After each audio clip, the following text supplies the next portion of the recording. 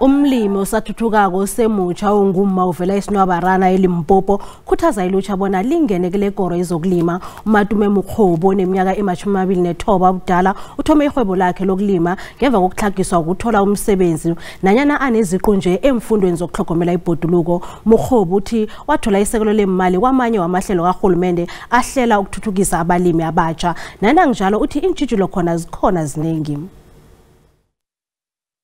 Uphethe amathulusi uyasebenza. Umlimi osemutjha lo soloko atlolisa ikampani yakhe iMusibudi Farming Project ngo-2016 akhanga sacalemva uyasebenza.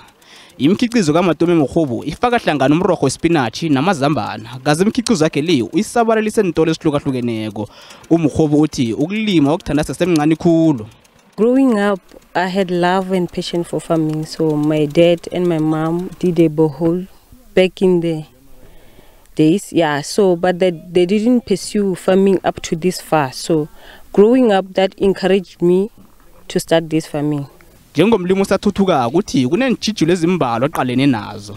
It was a big problem for me and very difficult, but then I had to hire more people to plant potatoes, 1 hectare potatoes manually because we don't have a planter. So it took us 4 days instead of 1 day, So not having a proper implement is also a problem for me. But then it's even worse to other young farmers who don't even have a tractor. Uyise lika Mokgobu usigagazisa khulu ngomntwana wakhe ngoba uthi uMokgobu usebenza nabanye abantu abatsha.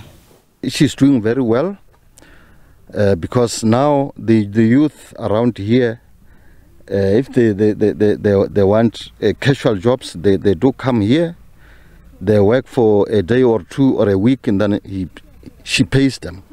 Umnyango wezokulima eLimpopo ubiza ilutjha linethando lezokulima bona lisebenzisa amahlelo elinawo.